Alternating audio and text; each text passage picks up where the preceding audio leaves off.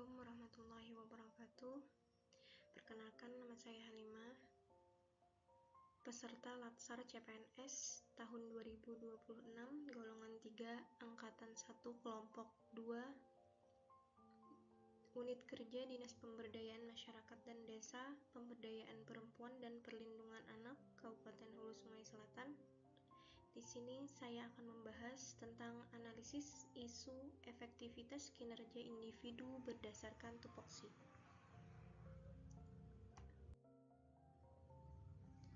Tugas Jabatan Fungsional Perencana.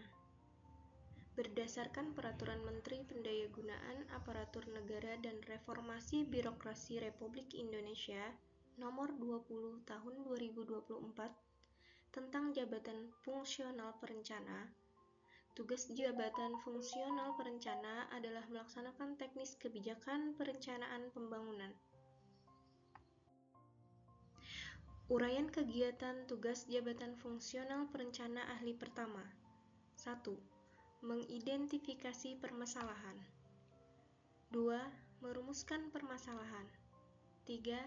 Inventarisasi dan identifikasi data sekunder. 4. Inventarisasi dan identifikasi data primer. 5. Mengolah data dan informasi. 6. Mengefektifkan pelaksanaan pengumpulan data. 7. Menganalisis data dan informasi. 8. Menyajikan data dan informasi. 9. Melakukan persiapan pengendalian pelaksanaan rencana. 10. Melakukan persiapan evaluasi rencana pembangunan tahunan. Dan yang ke-11, mengolah data dan informasi dalam rangka evaluasi rencana pembangunan tahunan. Dari 11 uraian tugas tersebut dapat kita tarik 5 isu. Yang pertama, belum optimalnya identifikasi dan perumusan masalah pembangunan. Yang kedua, belum optimalnya integrasi data perencanaan. Yang ketiga, rendahnya kapasitas pengolahan dan analisis data. Yang keempat, penyajian data belum informatif dan kurang mendukung pengambilan keputusan. Dan yang kelima, monitoring dan evaluasi belum dimanfaatkan secara optimal. Dari kelima isu tersebut kemudian kita analisis menggunakan metode APKL, akibat, penyebab, kondisi, dan latar belakang. Isu yang pertama, belum optimalnya identifikasi dan perumusan masalah, mendapatkan skor A4, P4, K4, L4, dan total skor 15. Isu yang kedua, belum optimalnya integrasi dan data perencanaan, mendapatkan skor A5, P5, K5, L5 dengan total skor 20. Isu yang ketiga, rendahnya kapasitas pengelolaan dan analisis data dengan skor A4, P4, K3, L3 dengan total skor 14.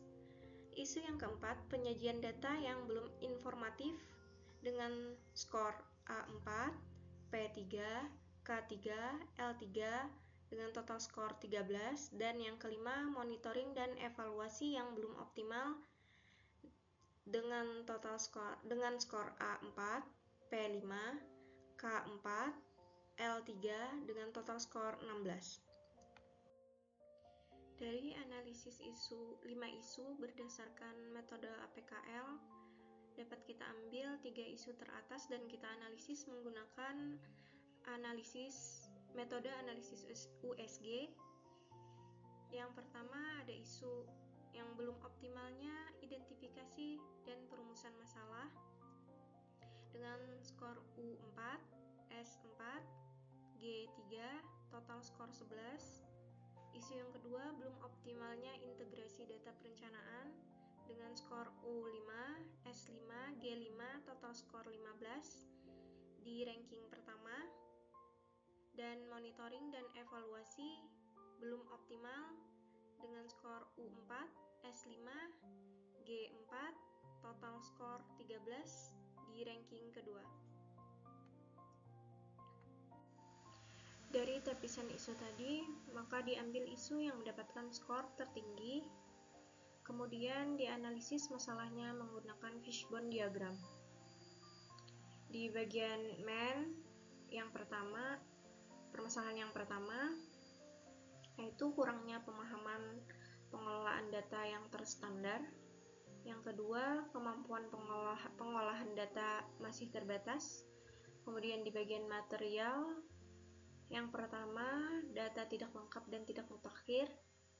Yang kedua, terjadi duplikasi data. Kemudian pada bagian metode, belum adanya SOP pengelolaan data.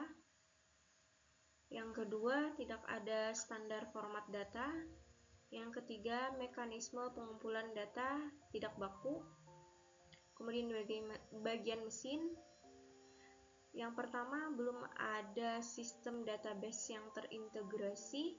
Yang kedua, masih menggunakan file terpisah seperti Excel manual. Untuk dari itu, kita akan mencari alternatif pemecahan masalah belum optimalnya integrasi data perencanaan dengan akar masalah. Yang pertama, kompetensi dan kesadaran pengelolaan data yang masih terbatas. Dengan alternatif solusi, pelatihan singkat pengolahan data. Yang kedua, penyusunan panduan sederhana pengelolaan data. Dan yang ketiga, penunjukan PIC data di tiap bidang. Kemudian akar permasalahan yang kedua, belum adanya SOP dan standar format. Dengan alternatif solusi, menyusun SOP pengelolaan data perencanaan. Yang kedua, membuat template standar data. Yang ketiga, menetapkan alur pengumpulan dan update data secara berkala. Kemudian akar masalah yang ketiga, data tidak lengkap dan tidak seragam. Dengan alternatif solusi, yang pertama, melakukan validasi dan cleaning data. Yang kedua, menyamakan definisi, indikator, dan satuan data. Yang ketiga, melengkapi data yang kosong melalui koordinasi.